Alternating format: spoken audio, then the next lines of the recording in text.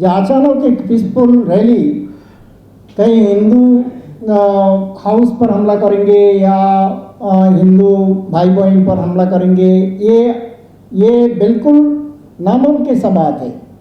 अभी जो स्थिति है, जहाँ हिंदू फैमिली में हमला हुआ और जहाँ मुस्लिम फैमिली में हमला हुआ, ये दोनों फैमिली को प्रोटेक्ट करने के लिए आप न्यूज़ अगर वहाँ का लोकल न्यूज़ देखेंगे तो ये हालत है कि हिंदू इंज्योर्ड फैमिलीज जो है, इफेक्टेड फैमिलीज जो है, उस इफेक्टेड फैमिलीज को मुसलमानों ने पहरा दे रहे हैं।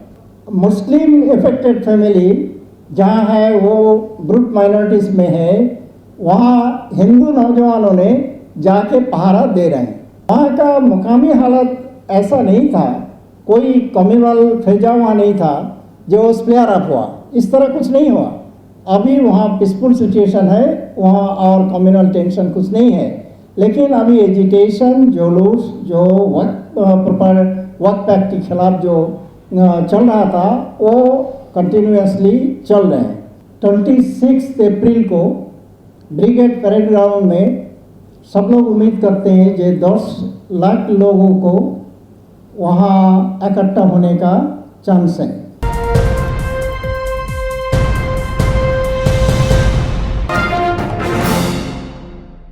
मैं चंद बातें की तरफ आप लोगों का इशारा करना चाहते हैं।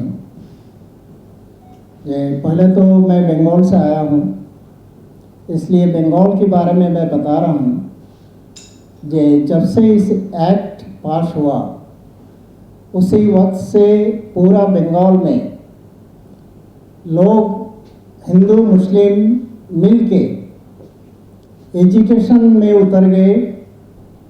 एक कम्युनिटी पर बेइंसाफी किया जा रहा है, इसी पर लोग उतर गए और पीसफुल रैली हर डिस्ट्रिक्ट में, हर अंचल में, हर एरिया में पीसफुल रैली शुरू हुआ। और 26 अप्रैल को ब्रिगेड परेड ग्राउंड में सब लोग उम्मीद करते हैं कि 10 लाख लोगों को वहाँ इकट्ठा होने का चांस है। वहाँ जाके इन लोगों का first phase of education complete होगा। इसी का एक कड़ी की वो मुर्शिदाबाद में जो चल रहा था तो वो भी पीसफुल था, और उस जुलूस के साथ गैर मुस्लिम का, हमारा हिंदू भाई बहन का कोई रिलेशन नहीं था। वक्त प्रॉपर्टी तो मुसलमानों का है, प्रॉब्लम उनका साथ है गवर्नमेंट का, वो गवर्नमेंट के खिलाफ एजिटेशन करते हैं।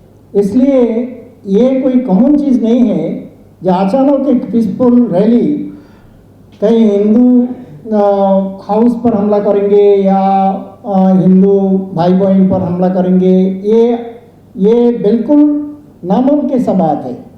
तो इस तरह एक चल रहा था।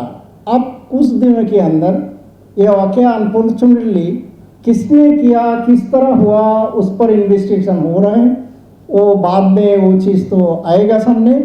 लेकिन अभी जो स्थिति है, जहाँ हिंदू फैमिली में हमला हुआ और जहाँ मुस्लिम फैमिली में हमला हुआ, ये दोनों फैमिली को प्रोटेक्ट करने के लिए आप न्यूज़ अगर वहाँ का लोकल न्यूज़ देखेंगे तो ये हालत है कि हिंदू इंज्योर्ड फैमिलीज जो है, इफेक्टेड फैमिलीज जो है, उस इफेक्टेड फैमिलीज को मुसलमानों ने पहरा दे रहे हैं। और मुस्लिम इफेक्टेड फैमिली जहाँ है वो ब्रूट माइनॉरिटीज़ में है, वहाँ हिंदू नौजवानों ने जाके पहरा दे रहे हैं। तो वहाँ का मुकामी हालत ऐसा नहीं था, कोई कम्युनल फैजा हुआ नहीं था जो स्प्लेयर अप हुआ, इस तरह कुछ नहीं हुआ। और इतना जल्दी चंद रोज़ के अंदर पूरा सिचुएशन पलट गया और ये यहाँ का जो हिंदू मुस्लिम इंटीग्रिटी है, इन लोगों का आपस में जो ब्रदरहुड है वो उभर के आया। अभी वहाँ पीसफुल सिचुएशन है, वहाँ और कम्युनल टेंशन कुछ नहीं है। लेकिन अभी एजिटेशन, जुलूस जो वक्त पैक्ट के खिलाफ जो चल रहा था वो कंटिन्यूसली चल रहे हैं। तो अभी हम ये बताना चाहता हूँ कि हमारा मुल्क सेकुलर है, इसलिए हमारा गवर्नमेंट की तरफ से किसी रिलीजियस एक्टिविटीज़ में कोई इनिशिएटिव नहीं लेंगे नेचुरली, ये उनका दस्तूर है। लेकिन हर कम्युनिटी को इजाज़त दिया गया है वो अपने तौर पर अपने प्रॉपर्टी, अपने ज़मीन पर वो अपने रिलीजियस एक्टिविटीज़ को कर सकते हैं। ये आज़ादी हर रिलीजियस कम्युनिटी का है और पूरा इंडिया में जितना सिटीजन्स है वो किसी ना किसी रिलीजन का साथ उनका ताल्लुकात है। इसलिए ये जो मल्टी रिलीजियस कंट्री में हमारा जो दस्तूर साज बॉडी में जो लोग थे वो इसको महसूस किया जो हमारा मुल्क तो सेकुलर कर रहे हैं और ये डेमोक्रेटिक रिपब्लिक की तरह हर आदमी को एक सा समझा जाएगा और उनके लिए डेवलपमेंट जो कुछ है सबके लिए किया जाएगा। लेकिन उनका रिलीजियस के बारे में उनका प्राइवेटाइजेशन किया कर दिया गया, जो हर कम्युनिटी उनका रिलीजियन को प्राइवेटली मैनेज कर सकता है और वो लोग अपने इंस्टीट्यूशंस जो रिलीजियस कंसर्न है वो अपने चॉइस के मुताबिक वो कर सकते हैं, उसका मैनेजमेंट खुद संभाल सकते हैं। इसी नर्म ये 2004 तक जितना वक्फ अमेंडमेंट हुआ, हर अमेंडमेंट में वो जो वक्फ प्रॉपर्टी का मैनेजमेंट जो है वो मुसलमानों का हाथ में रहेगा, हिंदू एंडोमेंट हिंदू भाई बहन के हाथ में रहेगा। इस तरह जो डिमार्केशन कॉन्स्टिट्यूशन ने कर दिया था वो बरकरार था 2024 के पहले तक। लेकिन ये 2025 का जो एक्ट किया गया है उसमें नॉन मुस्लिम भाई बहन को वहाँ रहने के लिए जो तजवीज़ दिया गया है और कलेक्टर के हाथ में डिस्प्यूटेड लैंड का डिसीजन लेने का फाइनल अथॉरिटी दिया गया है और ये जो वक्फ बाय यूजर्स ये तो जब हमारा मुल्क आज़ाद नहीं हुआ हम अंग्रेज़ों का एडमिनिस्ट्रेशन के अंदर रहते थे, उस वक्त भी ये था जे वक्फ बाय यूजर्स ये एक इम्प्लॉयड चीज़ था, ये इस पर किसी का कोई सवाल नहीं उठा अब तक। और ये वक्फ के बारे में शरीयत का जो लॉ है उसमें ये है जे एक मस्जिद किसी ने अपने ज़मीन पर बनाया, उस वक्त उन्होंने वक्फ नहीं किया, एक मस्जिद उन्होंने अपने ज़मीन पर बनाया और वो अजान दे दिया, नमाज के लिए लोगों को बुलाया और लोग आए और उसमें नमाज पढ़ लिया तो वक्फ हो गया। रजिस्ट्रेशन एनरोलमेंट वो बाद की बात है। वक्फ के लिए शर्त यह है जे किसी आदमी ने रिलीजियस एक्टिविटीज़ के लिए कोई मस्जिद बनाया, मदरसा बनाया, कोई गुरुस्तान के लिए एक ज़मीन दिया तो जब देंगे और वहाँ एक कवर दिया जाए, वहाँ नमाज पढ़ लिया जाए और ये यूज हो जाता है तो वक्फ हो जाता है। ये है इस्लामिक जुडिस्प्रूडेंस में ये जायज़ है।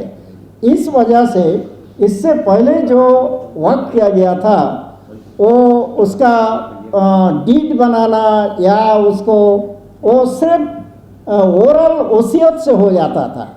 वो जब बता देते थे कि ये मस्जिद के लिए है, ये मदरसे के लिए है, गुरुस्तान के लिए है, ये खानका लिए है, ये किसी ईदगाह के लिए है, तो वो जब बता देते थे वो वक्फ हो जाता था और पब्लिक उसको इस्तेमाल करते थे वक्फ के लिए। और वक्फ फिक्सेशन है, वक्फ वर्ड का मीनिंग है फिक्सेशन, ये अनचेंजेबल फिक्सेशन।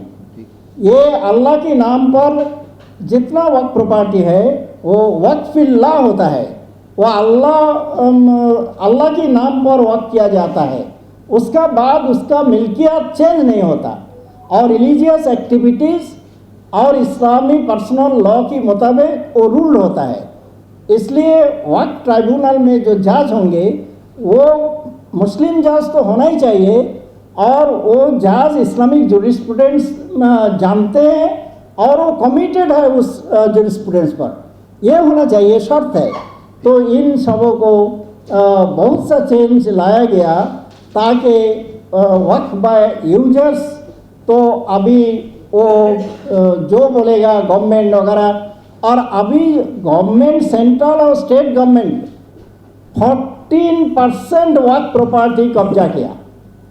तो इससे क्या पता चलता है, जो गवर्नमेंट का जब जरूरत होगा वो गोरस्तान हो और वो ईदगाह हो, वो जो कुछ हो, वक्फ प्रॉपर्टी को वो बुलडोज करके अपने काम में लगा लेंगे और कलेक्टर पर उसको हम छोड़ देंगे। जो कलेक्टर अगर कहे जो ठीक है वो गवर्नमेंट लिया तो गवर्नमेंट लिया और वो गवर्नमेंट प्रॉपर्टी है, इस तरह नहीं हो सकता।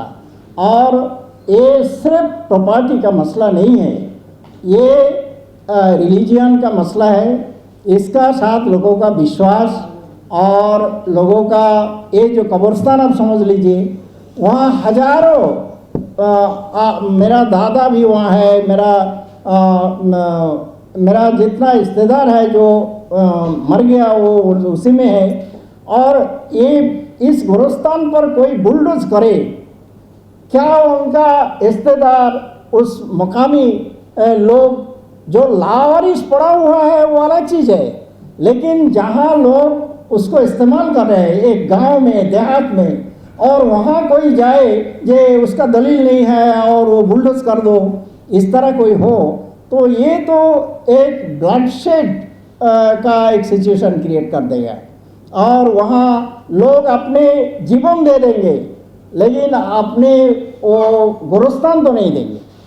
तो इसलिए ये पूरा इंडिया में हम जो कल्चरल फैटर्निटी, रिलीजियस फैटर्निटी लेके हम इंडियन सिटीजन्स जो यहाँ हम पीसफुल एक लाइफ मेंटेन करते हैं, हमारा सिविलाइजेशन, हमारा डेवलपमेंट, हमारा बच्चों का एजुकेशन, उनका फ्यूचर, सब कुछ एक पीसफुल एनवायरनमेंट डिमांड करता है।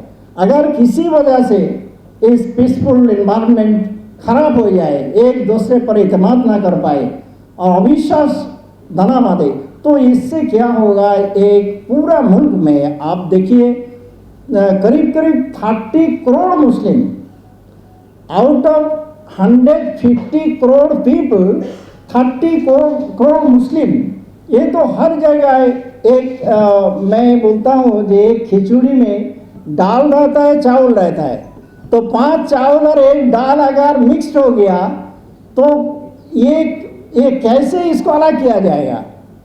और ये पूरा मुल्क में एक स्पोराडिक एक टासल शुरू हो जाएगा। इसलिए मेरा रिक्वेस्ट है, आप जर्नलिस्ट लोग, आप लोग ही जनमत को सही अंदाज में इसको डायरेक्शन को आप डिफाइन कर सकते हैं और एक पीसफुल सिचुएशन लाने के लिए और जो एजुकेशन पार्लियामेंट से लेके आप सुप्रीम कोर्ट तक गए, आप पूरा इंडिया का देहात तक चले गए, जहां पूरा मुल्क पर भी एजुकेशन हो रहा है, ये इसको आप इस कानून को वापस लेने का रिक्वेस्ट कीजिए और उससे ये कानून वापस हो जाए तो और पीसफुल सिचुएशन आ जाएगा।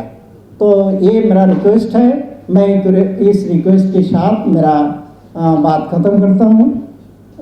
फिर एक मर्तबा आप लोगों का आने के लिए मैं शुक्रिया अदा करता हूँ।